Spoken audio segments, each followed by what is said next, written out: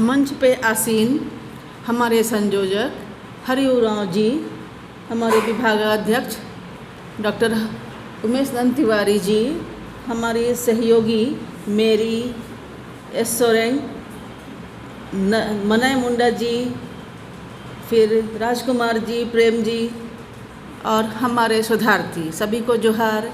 और सभी शोधार्थियों को और विद्यार्थियों को मेरा स्नेह और बहुत बहुत दुलार।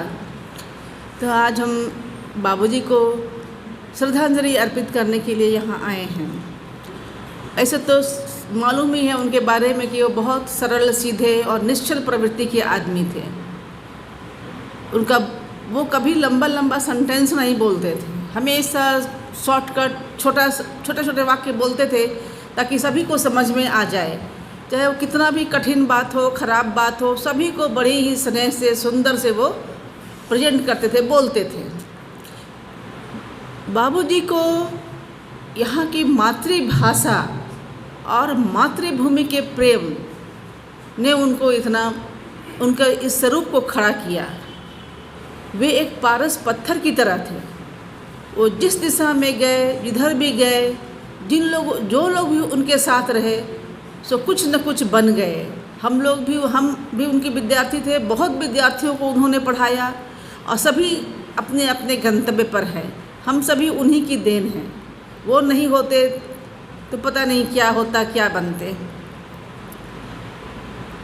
बाबूजी शुरू से तो साहित्य में रुचि तो उनको शुरू से थी और उसके बारे में सबको पता है कि क्या लिखे क्या नहीं लिखे। लेकिन साहित्य जो होता है, साहित्य और संस्कृति राजनीति को प्रेरणा देती है।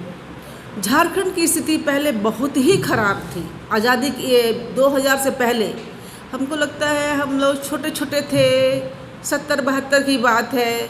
घर में पलामू में थे, डाल्टनगंज में थे, तो उसमें कुटकू डैम बन रहा था और भी कई परियोजनाएं बन रही थी। कुटकू डैम बनने से बहुत लोग उजड़े, अच्छे परिवार ध्वस्त हो गए, खराब हो गए, पता नहीं वो कहाँ गए।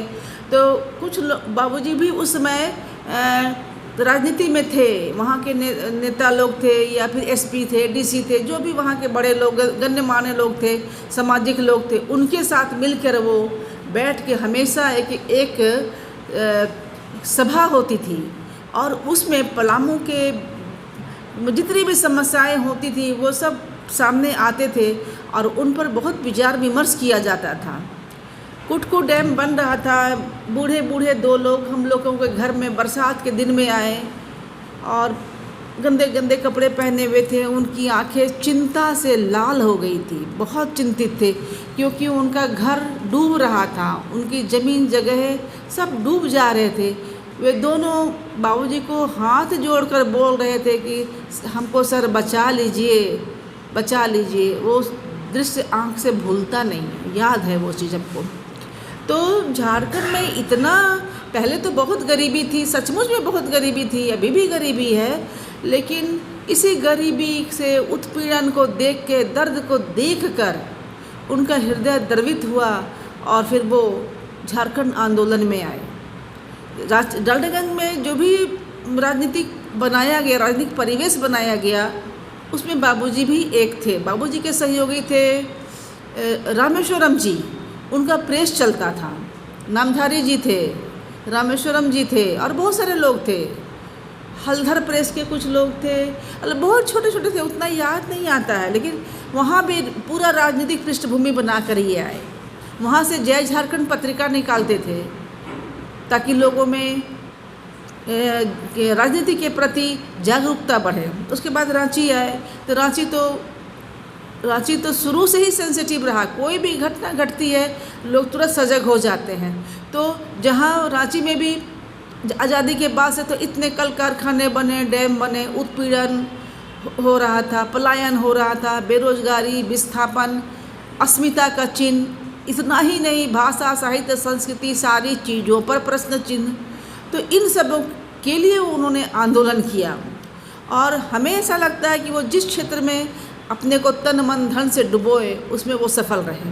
सफलता अकेले उनको हम नहीं कह सकते कि वो अकेले ही किए, उनका एक ग्रुप था और बहुत लोग उनके साथ थे जिनकी वजह से झारखंड राज्य बना, ये विभाग की स्थापना हुई और नागपुरी शोध संस्थान भी बना। पिताजी ने बहुत कुछ लिखा, नागपुरी में लिखा। उनको क्या बोलते हैं, बाबा बोलते हैं, केसरी बाबा। कुछ लोग नागपुरी के उनको इंसाइक्लोपीडिया भी कहते हैं, क्योंकि उनको बुद्धि बहुत हो गई थी। हम भी पूछते थे कि आप ऐसे कैसे लिख लेते हैं। बोले कि जैसे तुम लोग रट के क्वेश्चन आंसर तैयार करती हो ना, वैसे ही मेरे दिमाग में सवाल का जवाब तैयार रहता है। तो हमको बोले हमको भी सिखाइए। तो बोला तुम्हारा बुद्धि बहुत कम है, अभी तुम नहीं सीखेगी, थोड़ा दिन बाद सिखाएंगे।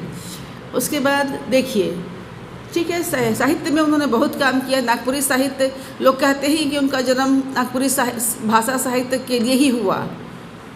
हमारा कहना है कि जब तक नागपुरी, जैसे हिंदी में प्रेमचंद जी हुए, प्रेमचंद उनको कोई नहीं भूलता है, कथा सम्राट हैं। छायावादी कवि जितने हैं, महादेवी वर्मा, पंत प्रसाद, निराला, ये सब जीनियस लोग थे। तो हिंदी के थे, लेकिन हिंदी भाषा क्षेत्र तो बहुत बड़ा है, लेकिन उनका नाम पूरी दुनिया में लोग जानते हैं। तुलसीदास को दुनिया में लोग जानते हैं, सूर को दुनिया में जानते हैं। किस लिए? तो उनके साहित्य के लिए, भाषा साहित्य के लिए जानते हैं। तुलसीदास तो लिखे अवधी में, सूरदास लिखे ब्रज में, और निराला वगैरह लिखे हिंदी में, पिताजी लिखे नागपुरी में। तो जब तक ये नागपुरी साहित्य रहेगा, बाबूजी का नाम रहेगा ही रहेगा। दूसरी ओर नागपुरी में बहुत लोग, बहुत बड़े बड़े रचनाकार हुए। मध्यकालीन साहित्य को देखिएगा तो भक्ति काल के लोग ज़्यादा मिलते हैं, भक्ति पर लिखा हुआ साहित्य ज़्यादा मिलता है। लेकिन जहाँ आधुनिकता का दौर शुरू होता है, जैसे नहन जी हुए, शारदा प्रसाद शर्मा, प्रफुल्ल कुमार राय, प्रमोद कुमार राय, ये रणविजय नाथ सहदेव, ऐसे बहुत सारे कवि हैं जिन्होंने बहुत चीज़ लिखा। लेकिन पिताजी मेरे साहित्य का ऐसा कोई विधा नहीं है जिसमें उन्होंने नहीं लिखा। सारी विधाओं पे उन्होंने लिखा, यहाँ तक कि इतिहास भी लिखा, भूगोल भी बताया।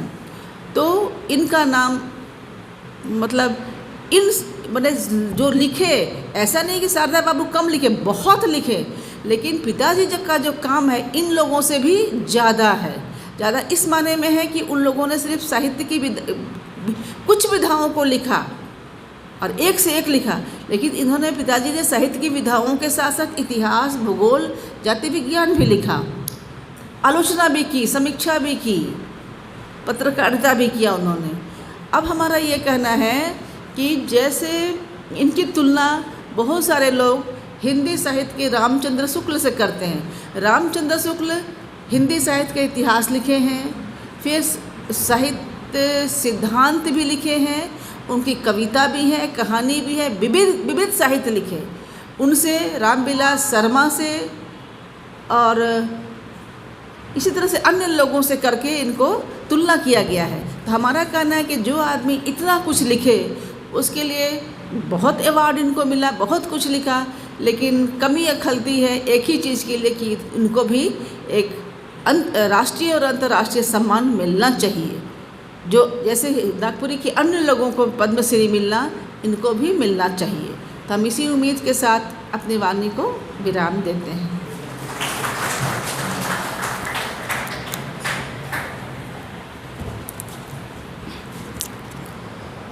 सविता दीदी को बहुत बहुत धन्यवाद। उन्होंने बहुत सही बात कहा कि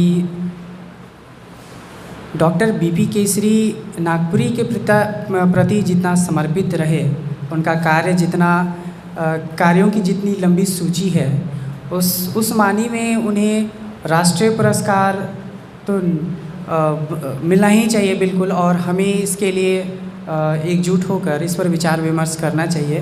मैं कई बार से सोच रहा था कि डॉक्टर बीपी केसरी के जब डॉक्टर रामदयाल मुंडा को पद्मश्री प्राप्त हुआ, तो मैं इस बात को सोचते रहा कि डॉक्टर बीपी केसरी को क्यों नहीं।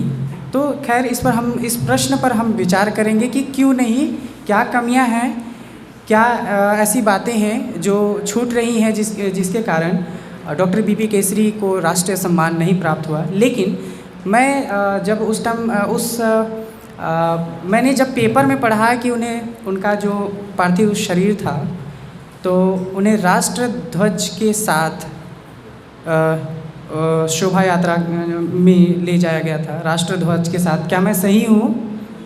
तो ये मेरे के लिए बहुत गर्व की बात थी, क्योंकि मैं अक्सर सुनता था कि सेना के लोगों को, सेना के जवानों को किया जाता, राष्ट्र ध्वज के साथ शोभा यात्रा निकाला जाता था। लेकिन जब मैंने सुना कि डॉक्टर बीपी केसरी के पार्थिव शरीर को भी राष्ट्र ध्वज के साथ उन शोभा यात्रा में शामिल किया गया था, तो ये मेरे के लिए बहुत गर्व की बात रही।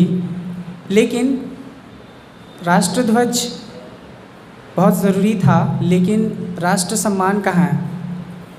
और राष्ट्र सम्मान अब हमसे ही निकलेगा, और उनके लिए, राष्ट्र सम्मान के लिए हम सब मिलकर काम करेंगे।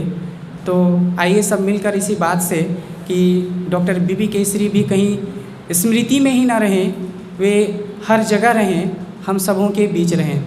तो आज के स्मृति व्याख्यान को, अभी के स्मृति के व्याख्यान के लिए सबों को बहुत बहुत धन्यवाद। और आगे के कार्यक्रम में चूँकि डॉक्टर बीपी केसरी कोई एक शिक्षक नहीं थे, वे ज़बरदस्त साहित्यकार थे। तो उनका पुण्यतिथि या स्मृति दिवस हम ऐसे नहीं मना सकते, उसका एक हिस्सा हम मनाते हैं काव्य गोष्ठी के साथ, साहित्यिक मनाएंगे। तो आगे का जो कार्यक्रम है वो काव्य गोष्ठी का है, और सभी कवि तैयार रहें जो जो अपनी कविताएं लाए हैं।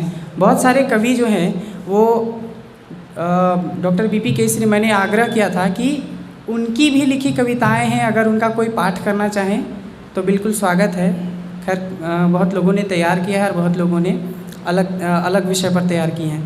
तो अगर आप सभी मंच पर मंचासीन, अगर आप भी अपनी कविताएं अगर कहना चाहते हैं तो बिल्कुल स्वागत है। और आज के स्मृति व्याख्यान के लिए बहुत बहुत धन्यवाद। बोलना नहीं चाह रही हूँ, पूछे तो नहीं बोलना चाह रही हूँ। तो अगर आप गुरुजन यहाँ उपस्थित रहना चाहते हैं काव्य गोष्ठी में भी तो बहुत अच्छी बात है, अन्यथा अगर समय की कुछ परेशानी है, अगर अन्य काम है तो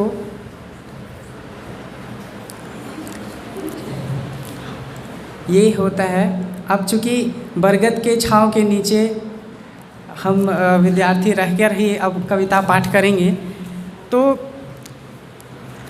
सबसे पहले उनकी ही शिष्या को मैं आमंत्रित करना चाहता हूँ कि वे अपनी कविता अगर तैयार है तो अच्छी बात है, और नहीं तो फिर मैं डॉक्टर सविता केसरी से अनुरोध करता हूँ कि वे अपनी कविता लेकर मंच पर आएँ।